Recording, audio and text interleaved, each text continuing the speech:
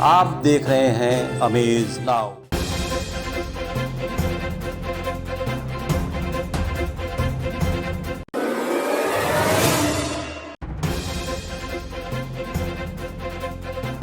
अरविंद जी नमस्कार, आपको बहुत धन्यवाद। आपने इतने महत्वपूर्ण विषय को आज रखा है। तो उसमें सबसे पहले ये देखा जाए कि जब विकास के आयाम गिनाती है हमारी सरकार, भारतीय जनता पार्टी का नेतृत्व गिनाता है या सरकार इस चीज़ को रखती है जनता के बीच में, तो सड़क के निर्माण की दो प्रक्रियाएं हैं, CPWD है, PWD है। और केंद्र सरकार के अधीन से कुछ सड़कों का निर्माण होता है, कुछ राज्य सरकार के अधीन है। लेकिन उसमें जहाँ तक अभी सड़क के निर्माण की प्रक्रिया देखिएगा तो उत्तरोत्तर प्रगति होती ही जा रही है, बनती जा रही है। पहले की तुलना में आप देखें तो बहुत सारे सड़कों का निर्माण हुआ है और बहुत अच्छे पोजीशन में आ चुकी हैं। कहीं अगर कमी रह गई है तो हो सकता है कि वहाँ के स्थानीय जो हमारे अधिकारी हैं वो कैलेंडर के हिसाब से काम न कर रहे हों, अप्रोच न कर रहे हों कि हमें एक टाइम लाइन के अंदर अपने एक प्लानिंग के तहत इतने कार्य को पूरा कर लेना चाहिए। लेकिन सरकार का तो पूरा दबाव है कि आप समय से अपने कार्य को पूरा करें, और उसमें थोड़ा सा अभी कोऑर्डिनेशन की कहीं कमी अगर आ रही है तो निश्चित रूप में हम लोग भी चाहेंगे कि वो विषय हम लोगों के संज्ञान में आए, हम लोग सरकार को सूचित करें, उस विभाग को सूचित करें और उस कार्य को पूरा कराया जाए समय से। पूरी कोशिश होगी कि जल्दी ही उसको पूरा करें।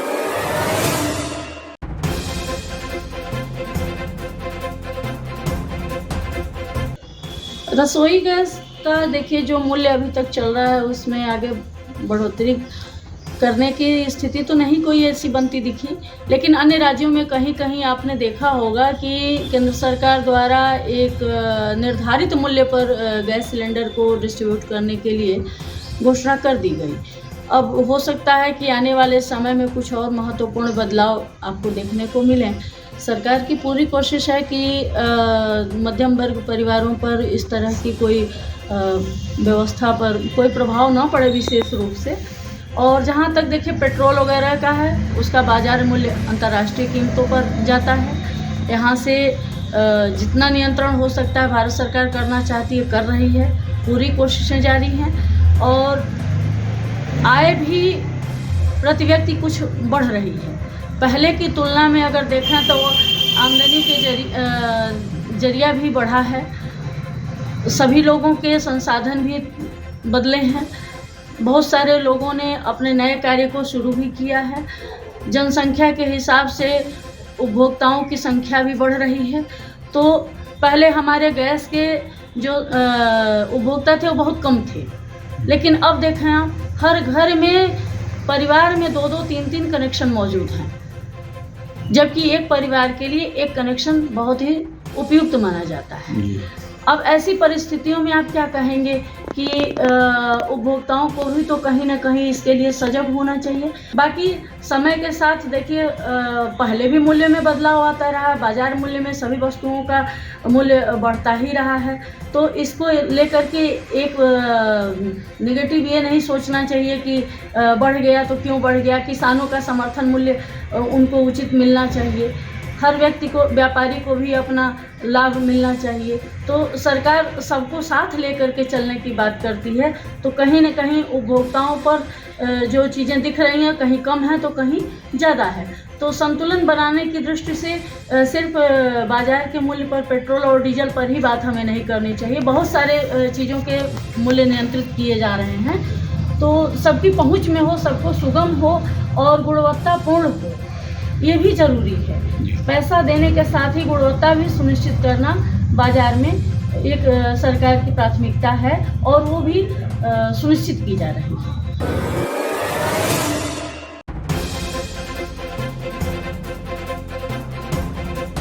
महंगाई तो देखिए बहुत सारी चीज़ों का समर्थन मूल्य भी बढ़ा है, जनसंख्या का दर भी बढ़ रहा है, निरंतर जनसंख्या बढ़ रही है भारत की। और ऐसे में हमारे जो संसाधन हैं वो सीमित होते जा रहे हैं।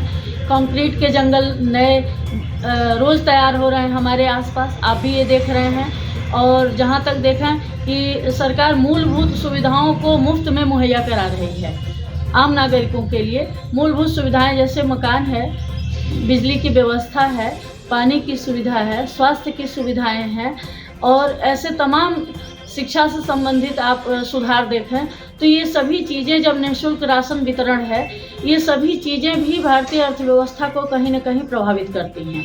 तो जो हमारा गैस है, पेट्रोल है, डीजल है, ये सब बाहर से अन्य देशों से हमें अपने देश में लाना होता है, सरकार बाहर से खरीदती है और उसकी महंगाई को लेकर के थोड़ा बहुत जब भी सवाल उठता है तो उसका मूल्य अंतर्राष्ट्रीय बाजार के ऊपर निर्भर करता है।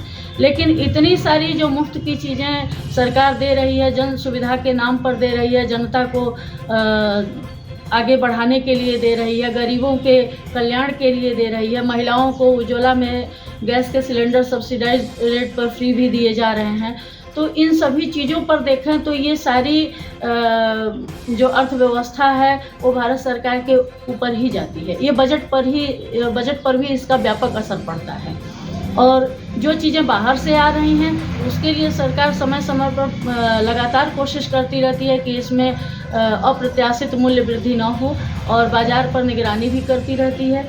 जहाँ तक नीचे की इकाई में तो कुछ चीज़ों की उपलब्धता की बात आती है। जैसे आपने देखा होगा, दाल की कमी अगर कभी आई, सामने किसी सामान की कमी आई तो सरकार ने उसको अलग से स्टॉल लगा करके जनता के बीच में प्रोवाइड करने का काम किया था और खाद्य आपूर्ति अधिकारियों द्वारा भी इस चीज़ को हमेशा मॉनिटरिंग करते रहना होगा कि मार्केट में जमाखोरी न होने पाए, क्योंकि उपलब्धता तो है। और हमारे यहाँ खेती की जो व्यवस्था है वो बड़ी ही परंपरागत खेती है। बाहर के व्यवस्था के अनुसार अन्य देशों से जो अब सीख करके लोग किसान अपने तरीक़ों में बदलाव ला रहे हैं, उससे मल्टीपर्पज़ हम एग्रीकल्चर फार्मिंग की ओर बढ़ रहे हैं। तो अभी उन सब चीज़ों में सुधार लाने में थोड़ा समय लगेगा, इतना आसान नहीं है, लेकिन सुधार आने वाले समय में और भी हम सभी लोगों को देखने को मिलेगा। Vani mobile, Baldev plaza, Golghar, Gorakhpur. IPhone, OnePlus, Samsung, Vivo, Oppo, Realme, MI, Lava, Tecno Moto, ये सभी प्रोडक्ट उपलब्ध हैं। हमारे यहाँ सभी प्रकार की उत्कृष्ट, आधुनिक और लेटेस्ट मोबाइल उपलब्ध। बलदेव प्लाजा, गोलघर, राजेंद्र नगर, गोरखनाथ और हाटा, कुशीनगर जनपद में भी वाणी मोबाइल की सभी सेवाएं उपलब्ध। Mobile number 918687419008।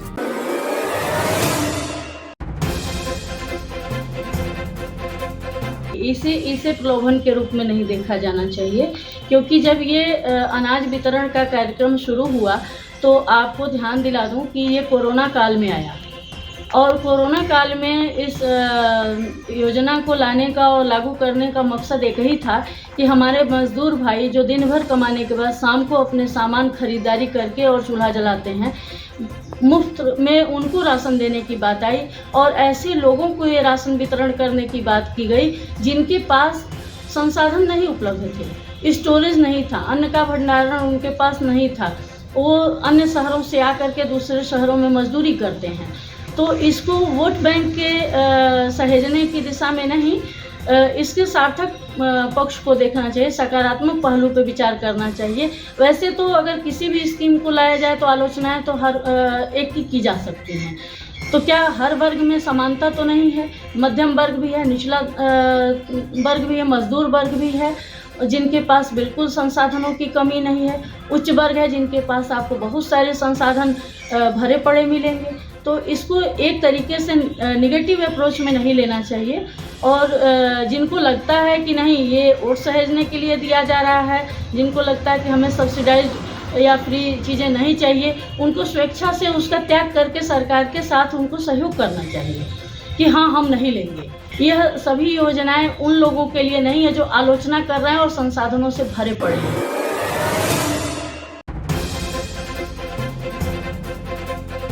लेकिन उसके लिए अभी प्रयास तो जारी है और निरंतर कुछ कार्य किए गए हैं, कुछ लोगों को नियुक्तियां मिली हैं सरकारी सेवाओं में। आए दिन देखिए कुछ ऐसे भी परिस्थितियां पैदा कर दी जाती हैं कि सरकार चाहती है कि हाँ हम रोज़गार का सृजन करके समय पर दे सकें, लेकिन देखते हैं कि उसकी प्रक्रिया धीमी गति से चलती है, पूरी नहीं हो पाती है। तो ऐसे में भी कई बार थोड़ा विलम्ब हो जाता है। लेकिन सरकारी सेवाओं का अगर प्रतिशत देखें तो बहुत ही कम होता है। सबको सरकारी सेवा का अवसर मिल पाना बहुत ही मुश्किल है। कहीं उद्यम में है, कहीं अन्य सेवा के क्षेत्र अन्य भी हैं जिनको हमारे आज के युवा चयन कर रहे हैं और प्रोत्साहन के साथ उसमें जा रहे हैं, अच्छे पैकेज भी उनको मिल रहे हैं। तो उस दिशा में भी उत्तर प्रदेश सरकार और केंद्र सरकार दोनों की पूरी कोशिश है कि हम उन उद्यमों को भी बढ़ावा दें जहां ये उद्यम अपना करके और लोगों को भी रोजगार दे सकें युवा। सिर्फ सरकारी सेवाओं पर आश्रित रहना हमारे लिए एक विकल्प नहीं है।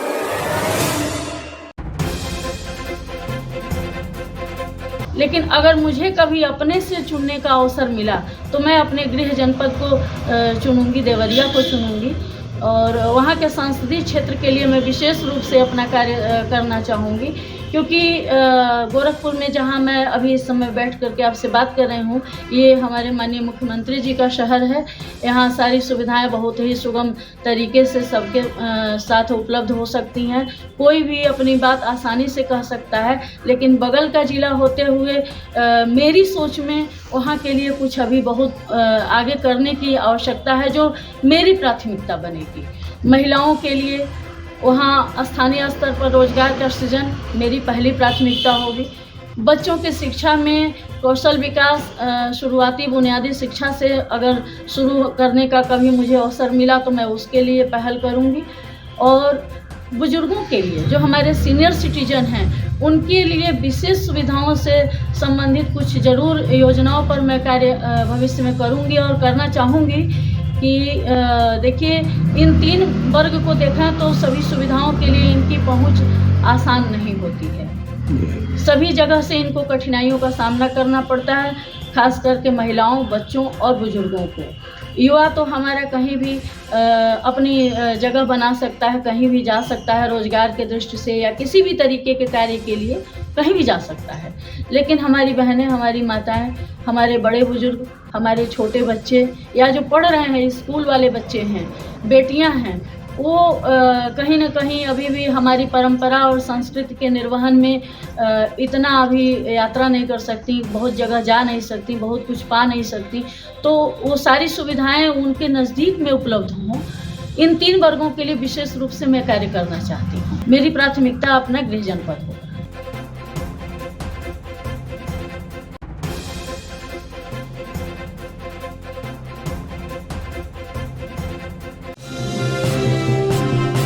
आप देख रहे हैं अमेज नाउ।